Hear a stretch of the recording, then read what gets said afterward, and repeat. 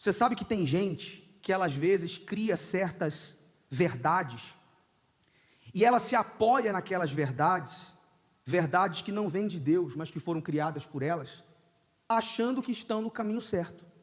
Por exemplo, quantas vezes eu já vi gente que não vence na vida, e ela diz assim, pelo menos eu dei o primeiro passo. Quem já ouviu essa expressão? Honestamente, dar o primeiro passo é importante, pessoal? É ou não é, gente? Vamos ser sinceros. Mas ele basta? Não basta. Porque se eu der o primeiro passo, e eu não der o último, não adianta.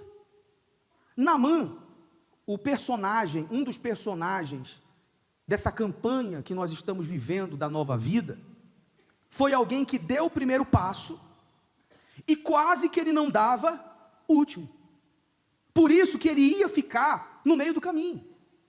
Nós não queremos que você fique no meio do caminho, nós queremos que você chegue até o fim. Mas para isso você tem que se libertar desse negócio de que pelo menos eu dei o primeiro passo. Vamos nos aprofundar na história dele, que você vai ver quantas lições nós podemos tirar disso. Põe na tela, por favor, o primeiro texto. Diz assim: e Naamã, capitão do exército do rei da Síria, era um grande homem diante do seu senhor, e de muito respeito, porque por ele o Senhor dera livramento aos sírios, e era este homem, o quê? Herói, valoroso, porém leproso. Pega o espírito. Naamã não era qualquer um. Naamã era um homem importante. Naamã era um homem de guerra. Naamã era um homem valoroso. Pessoas eram abençoadas através de Naamã. Através da vida dele, outras pessoas venciam, outras pessoas avançavam. Mas a vida dele mesmo, a dele pessoal, estava parada. Porque ele ajudava os outros, ele vencia batalhas, quem olhava para ele via, Naamã, o comandante do exército. Mas quando ele tirava aquela armadura, ele se deparava com a realidade, com a lepra, com a carne podre. Naamã teve que escolher um dia, para que ele batesse no peito e dissesse, espera aí, eu já ajudei muitas pessoas, mas agora é minha vez. Agora chegou a minha hora, tá bom, eu torço pelos outros, eu fico feliz pela vitória dos outros, mas e eu? Talvez é o seu caso. Você ora pelas pessoas, as pessoas são abençoadas. Você faz campanha pelas pessoas e as pessoas são abençoadas. Através da sua empresa, outras pessoas são abençoadas. Você dá emprego, você indica alguém que daqui a pouco está trabalhando num lugar melhor do que o seu. Não tem problema, ficamos felizes por isso. Mas bata no peito agora e diga, chegou a minha vez. Diga aí, mas chegou a minha vez. Diga, chegou a minha vez. Essa tem que ser a nossa fé. Esse dia chegou. Hoje a gente vai marcar o dia da sua vitória aqui. Porque, peraí, eu não aceito que vocês tenham como marca só o dia em que algo ruim aconteceu. Às vezes a gente está atendendo pessoas e tem gente que diz assim, olha, depois que aquele sócio me passou para trás, a minha vida nunca mais foi a mesma. Você vê, ela marcou um dia que está marcado como algo ruim. Olha, no dia que aquela pessoa entrou lá na minha casa e ela lançou aquela palavra, a minha vida travou e dali não andou mais. Você vê, tem um dia mal para alguns. Então, peraí, com Deus a gente vai marcar o dia da sua vitória e Deus vai cumprir isso em nome de Jesus. Amém? Isso tem que estar dentro de você. Estava dentro de Naamã, chegou a minha vez. Diga mais uma vez, chegou a minha vez. Olha para quem está do seu lado e diga, chegou a sua vez. E aí, a pessoa creu ou não creu? O que você achou? Chegou a sua vez. Amém? É isso mesmo, senhora. Põe na tela, vamos seguir. E saíram tropas da Síria, da terra de Israel, e levaram presa uma menina, que ficou a serviço da mulher de Naamã. E disse esta a sua senhora, antes o meu senhor estivesse diante do profeta que está em Samaria, ele o restauraria da sua lepra. Então Naamã e notificou o seu senhor dizendo, assim e assim falou a menina que é da terra de Israel. O que eu quero que você entenda? Essa menina, ela é um exemplo para nós, porque ela foi levada como escrava de Naamã. Ela tinha todos os motivos para querer o mal de Naamã, porque ela estava como serva, como escrava. Só que ela era serva do Deus vivo de Israel. Ela tinha uma essência, ela tinha um caráter, E ela não permitia que os momentos ruins que ela estava vivendo mudasse a essência que ela tinha. Não é porque ela foi presa, não é porque ela estava como escrava de Naamã, que ela iria desejar o mal dele, muito pelo contrário. Ela aproveitou aquele momento para evangelizar Naamã, para falar do Deus vivo para Naamã, e foi o que ela fez. Ela chegou para a mulher de Naamã e disse assim: olha, se ele fosse diante do profeta, eu tenho certeza que ele seria restaurado daquela lepra. Você vê, ela passou espírito. Quem é da fé passa o que, gente? Espírito. Você tem que ter esse perfil na sua empresa, no seu trabalho, onde você coloca os pés. Você não tem que ser aquela pessoa que transmite desânimo. Conhece pessoas, pessoal, assim, gente? Conhece que olha para ela, dá vontade até de chorar. Conhece, pessoal? Não, você não pode ser assim, não, você tem que se passar espírito. Imagine, ela conseguiu convencer Naamã, comandante do exército, a sair lá de Damasco para Israel. Imagine, parece que mais de 300 e poucos quilômetros, numa época que não tinha ônibus, não tinha carro, não tinha avião, não tinha nada, tinha que ser em cima de um animal. Mas ela passou tanto espírito para ele, que ele foi lá. Amém, pessoal? Não deixe que coisas ruins mude a sua essência. Quantas pessoas nós já vimos que ela diz assim: olha, eu era uma pessoa muito boa, mas depois que um sócio me passou para trás, eu passei também a passar os outros para trás. Depois que eu fui traído, que eu fui traída, eu também não consegui mais ser fiel a ninguém. Não, eu já fui muito bobo nessa vida, eu já fui muito bonzinho, eu planto o bem e colho o mal. Quantas pessoas nós já vimos se comportar assim? E isso não é uma forma inteligente de você agir. Ninguém, nada e nem ninguém pode mudar quem você é. Mas as pessoas estão plantando mal para comigo, como Naamã fez com ela. Plante o bem, porque se você plantar o bem, ainda que os homens não queiram te honrar, Deus vai honrar você. Amém? Não se esqueça disso. Mas plantaram mal para contra mim. Quem plantou o mal vai colher o quê? Vai colher o mal, não das suas mãos. Não perca a sua essência, não mude para pior, por coisas que aconteceram na sua vida.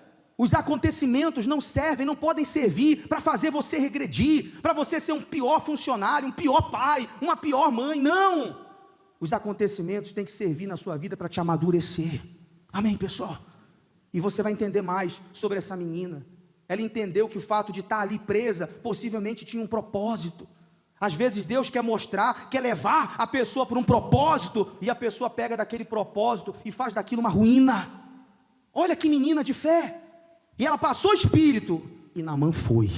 Ela não perdeu a essência dela. Segue o texto, por favor. Veio, pois, Naamã com os seus cavalos e com o seu carro, e parou à porta da casa de Eliseu. Então, aqui, Naamã já tinha viajado, e chegado lá em Israel, na porta do profeta. Espera aí, a menina não mandou eu vir aqui? Pois bem, já dei o primeiro? Já dei o primeiro? Passo. Estou na porta do profeta. Aí veio a frustração de Naamã. Aí veio o quase perder a bênção. É por isso que muita gente perde a bênção, porque ela dá o primeiro passo e não consegue entender o segundo. Quando ele chegou na porta, ele esperava uma coisa, e aconteceu outra. Olha o que aconteceu. Então Eliseu lhe mandou um mensageiro, dizendo: vai e faz o quê? Lava-te 7 vezes no Jordão, e a tua carne será curada e ficarás purificado. Porém Naamã muito se indignou e se foi, ou seja, virou as costas, dizendo: eis que eu dizia comigo. Olha o que ele pensava, né? Certamente ele sairá, Eliseu, por-se-á em pé, invocará o nome do Senhor seu Deus, e passará a sua mão sobre o lugar, e restaurará o leproso. Não são porventura Abana e Farfar, outros rios, né? Rios de Damasco, melhores do que todas as águas de Israel? Não me poderia eu lavar neles e ficar purificado? E voltou-se e se foi com indignação. Olha só, pessoal, esse é um outro grande erro. A pessoa desenhar na cabeça dela, ou idealizar a forma que ela quer, a forma que ela acha que Deus vai mudar a vida dela. Quem disse para você que vai acontecer do jeito que você pensa, ou do jeito que eu penso? Vai acontecer do jeito de Deus. O jeito de Deus é sempre um jeito estranho, é sempre um jeito assim, me desculpe usar essa palavra, mas um jeito meio maluco. Sempre vai ser um jeito contrário daquilo que você imagina, porque Deus não faz as coisas para os homens entenderem. Quando Deus faz, Ele faz justamente de um jeito tão estranho, para que a pessoa não diga, foi pela faculdade, foi pela influência, foi pelos amigos. Não, Ele faz de um jeito que todo mundo tem que dizer, foi Deus. Amém, pessoal? Então Naamã criou, aquele cenário, aquele filme na cabeça dele. Peraí, eu sou comandante, ele vai vir me receber, ele vai pôr a mão na minha cabeça, vai fazer uma oração, e aí ele vai, fazer aquele ritual, enfim, se frustrou. Ele mandou uma mensagem, falou para o servo, vai lá e manda ele mergulhar 7 vezes. Não foi do jeito dele, foi do jeito de Deus. Ele se indignou por isso. Sabe por quê? Porque Naamã, preste atenção nesse ponto, ele queria algo mais prático. Ele queria a oração e dispensou, na verdade, se irritou com a direção. E esse é outro ponto que eu queria que você entendesse. A oração, ela não substitui o que, minha gente? A direção. A oração é importante, sim, nós já fizemos várias orações aqui nessa reunião, mas se você tiver a oração e você não quiser a direção, nada feito. Tem casos que a gente resolve com a oração, mas tem casos que da porta para fora você tem que seguir o que, pessoal? Ó, a mulher da bolsa teve que seguir a direção que Deus deu para ela. Você acha que ela queria fazer bolsas? Ela tinha jeito para as bolsas? Mas Deus deu a direção e ela seguiu, está arrebentando e vai arrebentar mais ainda. Amém, pessoal? De 1000 pessoas que eu atendo, 999 me pedem oração, uma pedem direção. Sabia disso? Porque a oração é muito mais prático. É aquela pessoa que vem assim e fala, pastor, eu vou fechar os olhos, tá? Pôr a mãozinha aqui no meu coração, pode fazer a oração e resolva aí, tá? Resolva. Resolva aí, faz uma oração. Orou? Pronto, está tudo resolvido. É o que as pessoas preferem. Porque quando ela vem e diga, o que eu tenho que fazer? E a gente diz para ela o que ela tem que fazer, aí eu estou jogando para você. Eu estou dizendo que você vai ter que fazer a sua parte, coisa que muitos não querem fazer. Querem que Deus faça a dele, mas não querem fazer a própria parte. Não. A direção era, mergulha. Ah, mas esse rio, não tem um rio melhor? Mergulha. Ah, mergulha. É a direção. Ah, mas tem explicação, não tinha outros rios lá? Deus queria que fosse em qual rio, pessoal? Qual rio, gente? O Jordão. Eu vou orar agora. A arca vai passar. A oração a gente vai fazer com todas as nossas forças hoje. Eu acho que mais do que as outras segundas. Depois da arca, eu vou te dar a direção. E se você, junto com a oração, seguir a direção, como Naamã venceu o porém dele, a lepra dele, você vai vencer também. Porque depois que insistiram com ele, a Bíblia diz que ele mergulhou. O final da história você já sabe. A carne dele voltou a ser como a carne de uma criança. O porém foi eliminado só quando ele aceitou o jeito de Deus. Enquanto você não aceitar o jeito de Deus, vai ter um porém ali. Agora, quando eu aceito, não é do meu jeito, é do jeito de Deus, Deus acaba com o seu porém. Quando Naamã não quis mergulhar, quando ele ficou ali de charme, precisando de um milagre, alguém deu para ele a direção. A direção. Ele não quis. Depois o próprio servo dele, ou os servos dele, disseram isso para Naamã. Quando ele não queria mergulhar, já tinha dado o primeiro passo, tinha viajado tantos quilômetros, disse para ele assim: então, chegaram-se a ele os seus servos, e lhe falaram, e disseram: meu pai, se o profeta te dissesse alguma grande coisa, porventura não a farias? Quanto mais dizendo-te, ele, lava-te e ficarás simples assim. O servo chegou para ele e falou assim: meu pai, tem certeza, em outras palavras, que você vai querer agora dificultar as coisas? Você já fez o que fez? Não é nada difícil que ele está te pedindo. Ele está te pedindo, mergulha e fica purificado. O servo estava querendo dizer para Naamã o seguinte: Naamã, aceita o Jordão. Vou dizer para você uma coisa, você sabe por que o profeta não foi falar com ele?